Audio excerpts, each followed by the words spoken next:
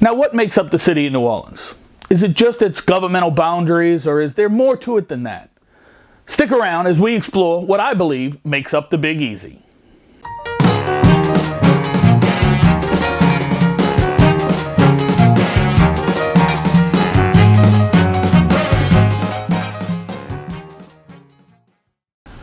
The city of New Orleans started out as a small area in the bend of the river, and as time passed, other communities, farms, and areas sprung up as well.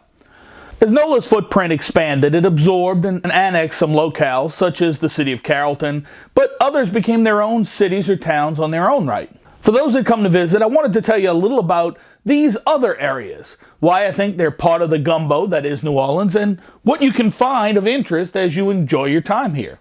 For all my local friends, I hope to surprise you with a few tidbits and at the very least, refresh a few pieces of knowledge that you may not have thought of in some time. First up in our tour of the surrounding area is St. Bernard Parish. I was born in New Orleans, but raised in the parish, as it's known. It's located southeast of downtown New Orleans with a population of about 46,000 people. It includes many towns including Arabi, Chalmette, Miro, Violet, Poydras, and the fishing communities of Hopedale and Delacroix. It's known for the location of the Battle of New Orleans in 1814 and 15. It has great saltwater fishing, both commercially and recreationally, and the iconic Italian restaurant Rocky and Carlos.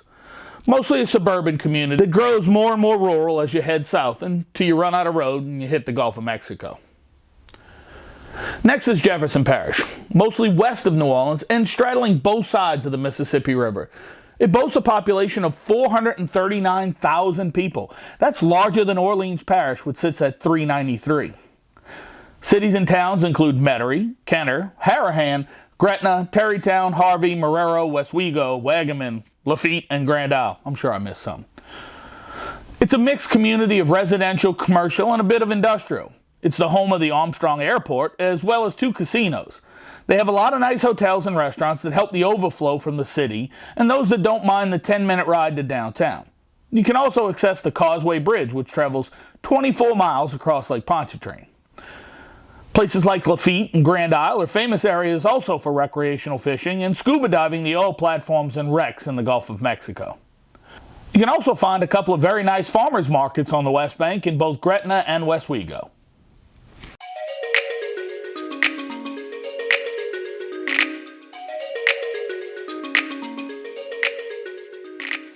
All right, our third stop as we work our way around the region is Plaquemines Parish.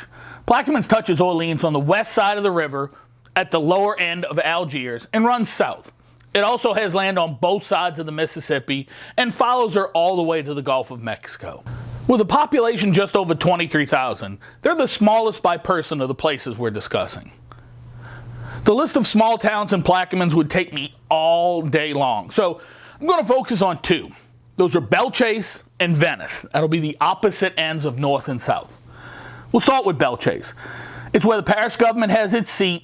It's the majority of the population in the parish, and it's the gateway to the rest of the parish. It's a typical suburban town. Its big standout feature is the Belchase Naval Air Station, which is one of the reasons the town has been so successful.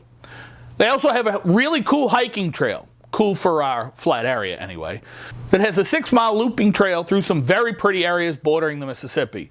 Its most interesting feature to me is a collection of old ammo storage mounds about halfway through the hike. They're left over from World War II and are just very interesting. The next town is Venice. We don't talk about it because of its size, but more for its location.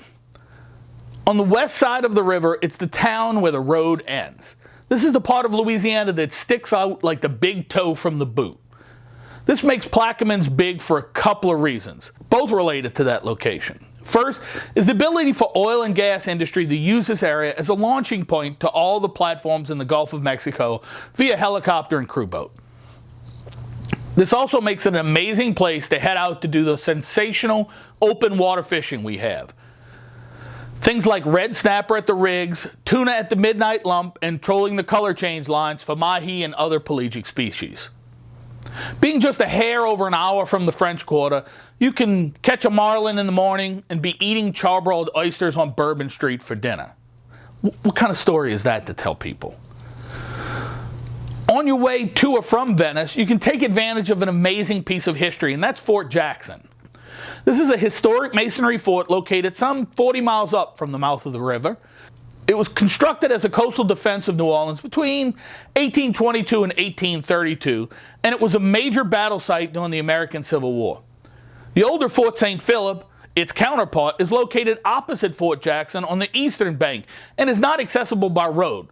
The West Bank Fort was constructed after the War of 1812 on the advice of Andrew Jackson, for whom it was named.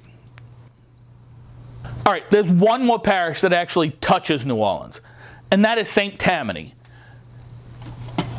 Its contact is all water-based in Lake Pontchartrain and connecting waterways. I'm going to save St. Tammany for another show, as it's a little further out and has some nice things that I would consider day trips, so we can do that as a separate show. I hope you enjoyed and possibly learned something in our trip around our outskirts of the Big Easy.